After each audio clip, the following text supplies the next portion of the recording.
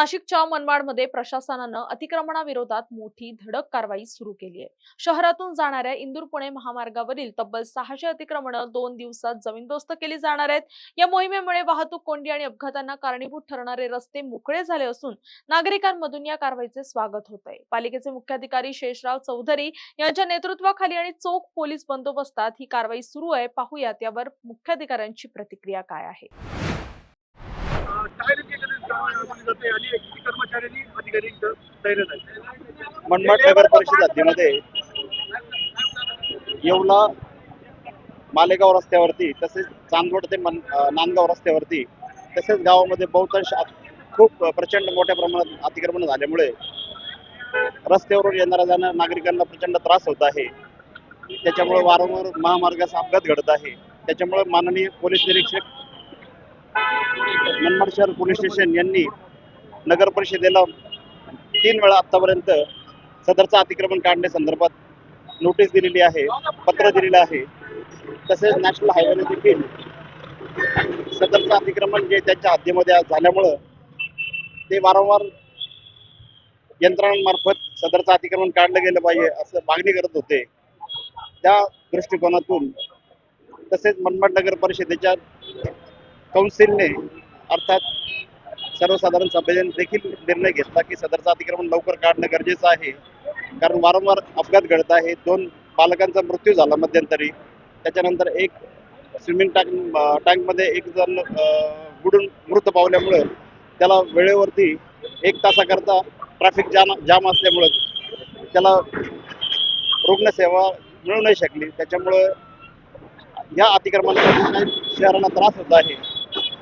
हा त्रास कमी करण्यासाठी नॅशनल हायवे, मनमाड शहर पोलीस स्टेशन, PWD आणि मनमाड नगर परिषद असं सर्वांच्या वतीने सध्याची अतिक्रमण मोहीम राबवण्यात येत आहे. सदरच्या अतिक्रमण मोहिमेमध्ये मनमाड नगर परिषदेचे जवळपास अधिकारी कर्मचाऱ्यांसह 100 कर्मचारी यामध्ये सहभागी झाले असून जवळपास 100 कर्मचारी माननीय SP साहेब यांनी देखील नगर परिषदेला नॅशनल हायवेला अतिक्रमण काढण्याच्या मोहिमेसाठी दिलेले आहे. किती अतिक्रमण काढलं जाणार? किती दिवस ही मोहीम चालणार?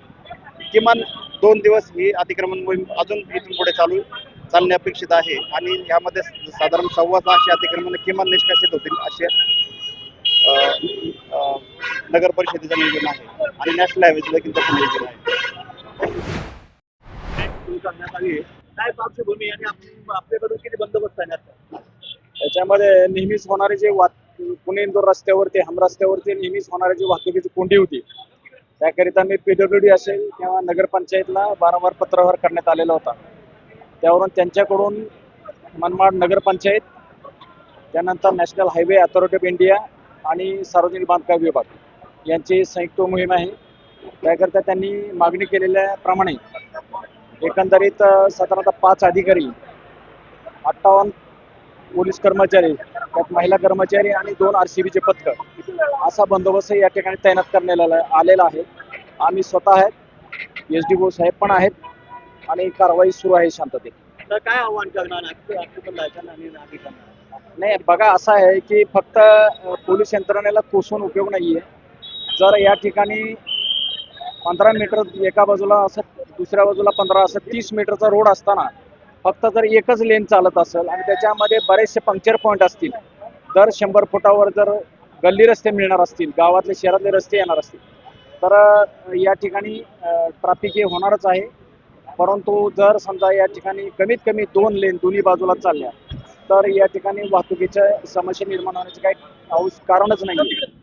पण ते हीच गोष्ट होत होती आणि आपण आता बघितलं की जिथं जिथं अतिक्रमण काढलेलं आहे त्या ठिकाणचा रस्ता किती मोठा दिसतोय आपणच पहा. त्यामुळं फक्त सरकारी यंत्रणांना जबाबदार धरायचं आणि आपण मात्र त्या गोष्टीचं समर्थन करायची बाब योग्य नाही. तर जे 3 विभागांच्या वतीनं जे काय बंदोबस्त आम्हाला मागणी करण्यात आले होते, माननीय पोलीस अधीक्षक कार्यालयास पत्रव्यवहार करून माननीय पोलीस अधीक्षक यांच्या परवानगीने जो बाहेरचा बंदोबस्त प्राप्त झालेला आहे तो पोलीस स्टेशनचा बंदोबस्त असा बंदोबस्त तैनात करण्यात आलेला आहे. आमचं काम आहे अतिक्रमण विरोधी पथक जे आहे कारवाई त्यांना संरक्षण देणं आणि आतापर्यंत सर्व कारवाई शांततेत सुरू आहे.